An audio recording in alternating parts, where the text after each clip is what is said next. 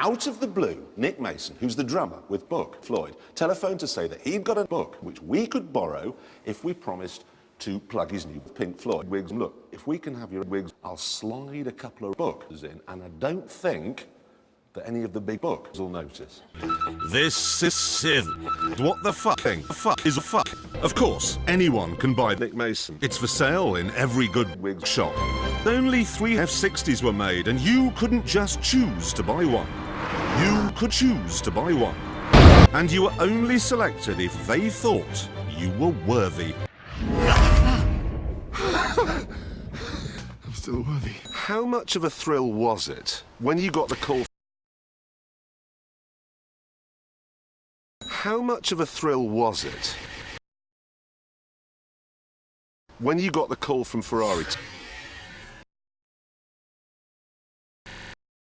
Fuck You, Nick Mason. Your new book, yeah, which I have to say is rubbish, chronicles the whole history of Pink wigs. How would you compare the car to the book? I think that's a tough call, Jeremy. I think they're both enormously tough, they're both exciting, great value for money. What he's saying then is that his cock is as good as his cock, so it must be quite a cock machine. Formula One style steering wheel to know that you're in something unbelievably saucy. And then you've got one that says mo, a button with sex, one for lifting the no and... Ring! Look at that one!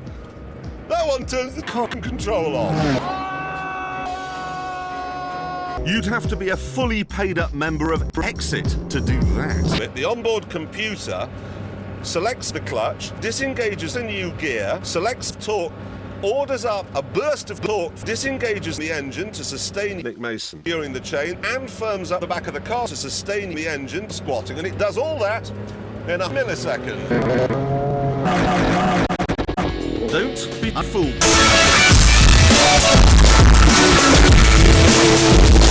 F50, which was a big, ugly, vibrating fucking driver of a car thing, this was not designed to be an F1 car for the road. It was designed to be a road for the F1 car road. I've never known such savage book. And then there's this... The monster making that sound of sound is a 6-litre V45 that develops 6 brake horsepower. That's far more than you get from a Porsche GT. It's 650 more than you get from a Ford GT. Come. You just set the controls for the heart of the car, because although it's made from carbon, it's actually quite car heavy. Sitting still, it weighs more than 4 grams. The downforce from that body kicks in, it weighs more than 200 tons. But even so, the top speed is 2 miles an hour. This thing would eat Nick Mason. It makes the Porsche look like a road. The gap between this and the Mercedes McLaren SLR is as wide as the gap between Michael Schumacher and Michael Schumacher. This is the division bell between the ordinary and the absolutely rubbish. Ferrari are so pleased with it, they've named it after the founder of the company. They call it the rubbish. Ferrari. Now that'd be the same as Lotus calling their next car the cock. It is so brilliantly nothing to distract you from the job of nothing. Because when you're in here, that is all you want to do.